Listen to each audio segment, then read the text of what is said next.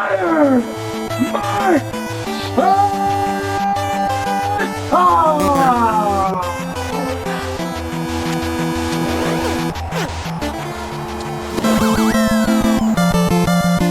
In Punch-Out, you fight impossible odds. Every opponent was bigger, stronger, faster.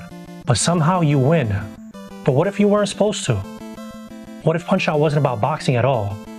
What if the game was mocking you and you never even noticed?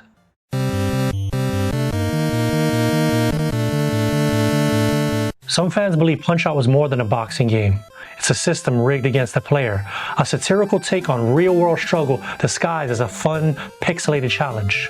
You play as Little Mac, a tiny fighter climbing the ranks against towering opponents with outrageous advantages. It feels heroic, but also absurd. Is the game making a point about how the world treats the underdog? Or are we reading too much into it?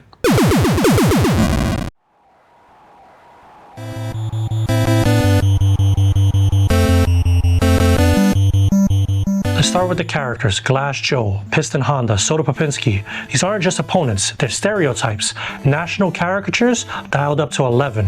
Glass Joe, he may be the first opponent, but his role is to lure you into a false sense of security before the real punishment begins.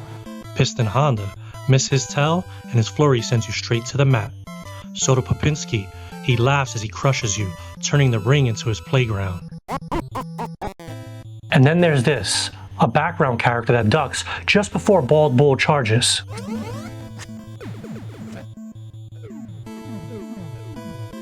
It's a signal hard-coded into the game, suggesting that even the audience is in on it. And what about Doc Lewis? He gives you advice in between rounds, but most of it is useless.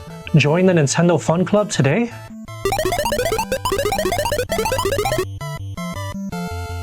Thanks, Doc.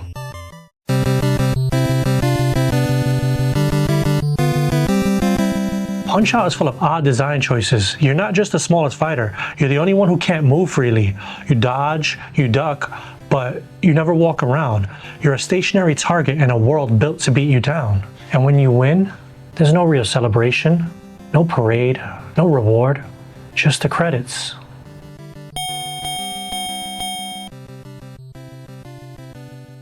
Maybe that was a memory limitation, or maybe it was a message.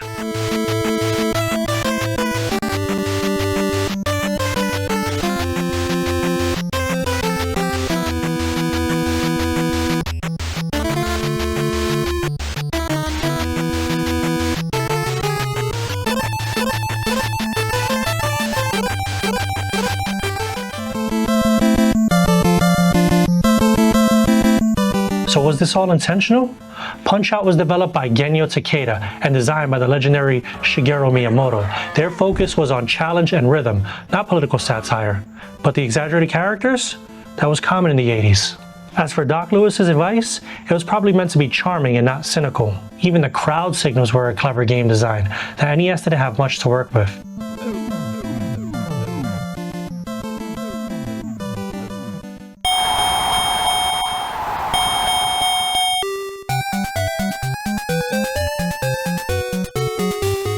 Maybe Punch-Out wasn't meant to make a statement. Maybe it was just a great game. But that's the thing about games. Once they're in our hands, they're no longer pixels and code. They become stories, symbols, and mirrors. We see ourselves as Little Mac, underpowered, underestimated, swinging up at the giants around us. Whether it was satire or not, it made us feel something real. So was Punch-Out just a boxing game? Or was it Nintendo's quiet reminder that the world isn't fair? And that victory, real victory, takes more than button mashing.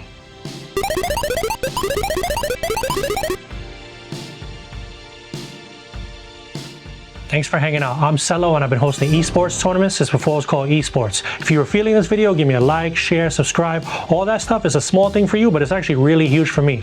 Do me a solid, go one up your world. Peace.